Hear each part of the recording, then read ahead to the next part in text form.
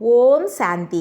நிச்சய புத்தி என்பது நான் சரீரம் அல்ல, ஒரு ஆத்துமா என்னும் உணர்வு மட்டும் அல்லாது சதா காலமும் நான் எத்தகைய ஆத்துமா என்னும் சுயமரியாதை உணர்வை அனுபவம் செய்வது ஆகும். சதா காலமும் நான் வெற்றிகரமான ஆத்துமா என்னும் சுயமரியாதையில் இருந்தால் முதல் நிலையில் பாஸ் வித் ஆனர் தேர்வு பெற முடியும். சுயத்தையும் பாபாவையும் மேலும் உலகத்தையும் திருப்தியடைய செய்வதே நிச்சய புத்தியுடன் இருந்து வெற்றியடைவது ஆகும். நிச்சயத்தின் ஆதாரத்தில் தொடர்ந்து வாழ்க்கையின் ஒவ்வொரு அடியிலும் நிமித்தமாகவும் பணிவாகவும் நடந்து நிர்மாண் காரியத்தை செய்யுங்கள். நான் நிமித்தமானவன் என்பதை நினைவில் வைத்து பணிவுத்தன்மையுடன் இருப்பதே சுயமரியாதையில் நிலைத்து இருப்பது ஆகும். இந்த உணர்வின் மூலம் அனைவரிடம் இருந்தும் மரியாதையை பெறுவீர்கள். நிச்சய புத்தியின் ஆதாரத்தில் முதலில் நீங்கள் நான் அல்ல என்ற உணர்வில் இருங்கள். பிறரை முன்னால் வைப்பது என்பது தன்னுடைய சுயமரியாதையில் நிலைத்து இருந்து பிறருக்கும் மரியாதை கொடுத்து மரியாதை பெறுவது ஆகும்.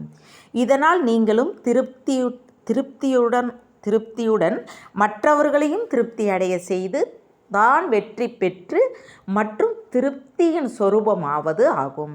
ஒவ்வொரு கர்மத்தையும் திரிநேத்திரி மற்றும் திரிகால்தரிசி என்ற நிலையில் இருந்து செய்யுங்கள். நம்முடைய ஒவ்வொரு கர்மமும் வெற்றிகரமானது என்னும் நிச்சயம் இருக்கட்டும். திரிநேத்திரி திரிகால்தரிசி நிலையில் இருந்து காரியத்தை செய்யும் பொழுது நீங்கள் தோல்வியை காண மாட்டீர்கள். தடைகளும் புயல்களும் வரும்போதுதான் உங்களுடைய நிச்சய புத்தி வெளிப்படும். அதனால் நிச்சய புத்தியுடன் அனைத்து தடைகளையும் கடந்து செல்ல வேண்டும். குழப்பத்திலோ பயத்திலோ வரக்கூடாது. லௌகீக உறவினர்கள் மூலமோ அல்லது சமுதாயத்தின் மூலமோ எத்தகைய தடைகளை அனுபவம் செய்ய நேர்ந்தாலும் நிலை தடுமாறக்கூடாது. கடவுளை துணையாக கொண்டால் யாரும் நிலை தடுமாற முடியாது என்னும் நம்பிக்கை இருக்க வேண்டும். கவலையற்ற ராஜாவாகி நிலை குலையாது ஸ்திரமானவராகுங்கள்.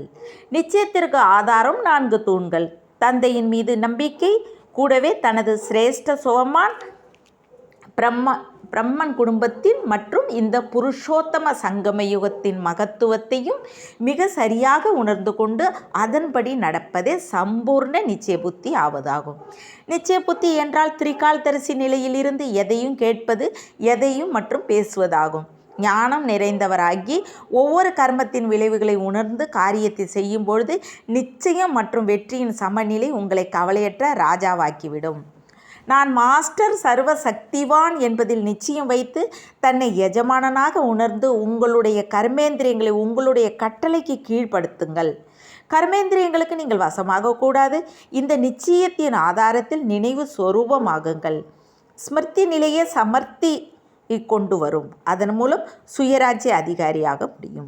எத்தகைய சூழ்நிலையாக இருந்தாலும் பிறர் என்ன கூறினாலும் நான் செய்வது சரியா தவறா என்ற இரட்டை நிலை உங்களிடம் கூடாது. நான் வெற்றியின் சொரூபம் என்னும் நிச்சயம் சதா மனதில் இருக்க வேண்டும். சூழ்நிலை நெருப்பை போன்றது. இருப்பினும் நீங்கள் சதா குஷியையும் ஆனந்தத்தையும் அனுபவம் செய்ய வேண்டும். இத்தகைய நிச்சயம் உடையவராகி கவலையற்ற ராஜாவாகுங்கள். பரமதந்தை பரமாத்மாவே உங்களுடன் இருக்கிறார் என்ற நிச்சயத்தில் எப்போதும் இருங்கள். இதனால் மிக பெரும் போர்படையை கூட உங்கள் முன் ஒன்றுமில்லாதாகிவிடும். எங்கு தந்தை இருக்கிறாரோ அங்கு முழு உலகமும் அவருக்குள் அடக்கம் உள்ளது. நாம் துணை இல்லாமலோ அல்லது தனியாகவோ இருக்கிற என்ற உணர்வு சங்கல்பத்தில் கூட வரலாகாது. தற்காலிகமான எல்லைக்கு உட்பட்ட வைராக்கியமோ விரக்தியோ கவலையோ வரக்கூடாது. எல்லா காரியங்களை செய்து கொண்டு இருந்தாலும் சூழ்நிலைகள் எதிர்கொண்டாலும் ஒத்துழைப்பு கொடுப்பவராகி எல்லையற்ற வைராக்கிய நிலை இருக்கட்டும். நான் கர்மயோகி, பாபா என்னை செய்ய தூண்டுகிறார், நான் நிமித்தமாக இருந்து செய்கிறேன் என்னும் நம்பிக்கையில் டபுள் லைட் தூய்மையான ஒளி கிரீடமும் கவலையற்ற ராஜா என்னும் லேசான தன்மையையும் உடையவர் ஆகுங்கள். எப்பொழுது இத்தகைய கவலையற்ற ராஜாவாக ஆகிறீர்களோ அப்பொழுது மாயையும் கர்மேந்திரியங்களையும் மேலும் இயற்கையையும் மாயா ஜீத், கர்மேந்திரிய ஜீத், பிரகிருதி ஜீத் வென்றவராக முடியும். தேங்க்ஸ் பாபா. ஓம் சாந்தி.